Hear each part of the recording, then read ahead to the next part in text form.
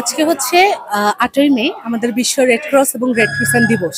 এই red cross এবং red crescent দিবস উপলক্ষে সারা বিশ্বব্যাপী আমরা এই দিবসটি পালন করে থাকি। তার মধ্যে আমরা Bangladesh red crescent society Rangpur unit একটি ইউনিট, আমরা এই দিবসটি পালন করে থাকি। আমাদের এখানে অনেকগুলো ভলান্টিয়ার আছে, কোনটা উপজেলা লেভেলের, জেলা লেভেলের এবং স্কুল পর্যায়ের ভলান্টিয়ার। টোটাল আমাদের ৩০০ জনের আয়োজন ছিল, অতিথিবৃন্দ সহ মোটামুটি ৩৫০ জনের আয়োজন করা হয়েছে।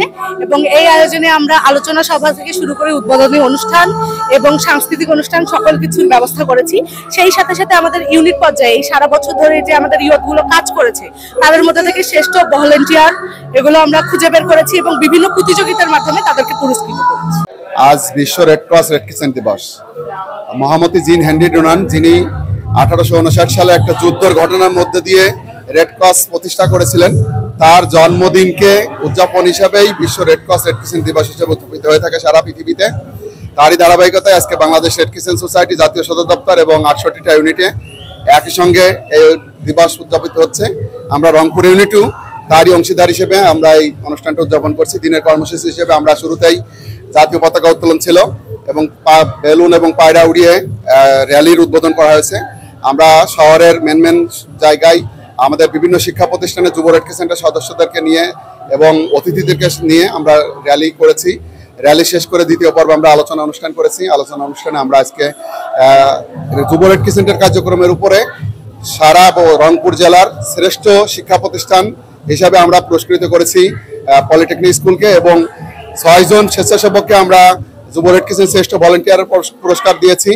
পাশাপাশি আমাদের কুইজ প্রতিযোগিতা হয়েছিল, চিত্রাঙ্কন প্রতিযোগিতা হয়েছিল, আমরা তাদেরকেও পুরস্কৃত করেছি এই অনুষ্ঠানের মধ্য দিয়ে।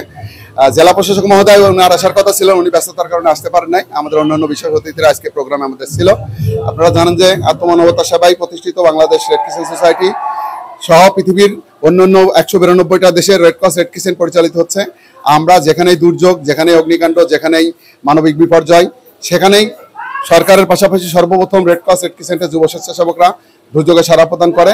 আমরাও প্রশিক্ষিত যুব বাহিনী তৈরি করছি সারা বাংলাদেশে। আমাদের প্রায় 7 লক্ষের উপরে যুব রেড ক্রিসেন্ট সদস্য আছে, যারা বিনা পয়সায় স্বেচ্ছাশ্রম দিয়ে থাকে সারা বাংলাদেশে। যে কোনো দুর্যোগ যখনই আসে তখনই আমরা তাদেরকে তার আগে আমরা প্রশিক্ষিত করি। আমরা ফার্স্ট এইড প্রশিক্ষণ দিয়ে থাকি, ফায়ার সেফটি প্রশিক্ষণ দিয়ে থাকি, সার্চ অ্যান্ড রেস্কিউ ট্রেনিং দিয়ে থাকি এবং আর্থকুয়েকের উপরেও আমরা অনেক প্রশিক্ষণ দিয়ে থাকি। এই প্রশিক্ষিত যুব স্বেচ্ছাসেবকরা বাংলাদেশের শিক্ষা প্রতিষ্ঠানগুলোতে আমরা তাদেরকে দল গঠন করার মধ্য দিয়ে প্রশিক্ষিত করি। আপনারা জানেন যে 2009 সাল থেকে আমাদের মরহুম চেয়ারম্যান প্রফেসর ডক্টর MS আকবর, উনি যুব রেড ক্রিসেন্ট কার্যক্রম সরকারের স্বাস্থ্য মন্ত্রণালয়, শিক্ষা মন্ত্রণালয়ের মাধ্যমে সারা বাংলাদেশে সহশিক্ষা কার্যক্রমের আওতায় নিয়ে আসছে।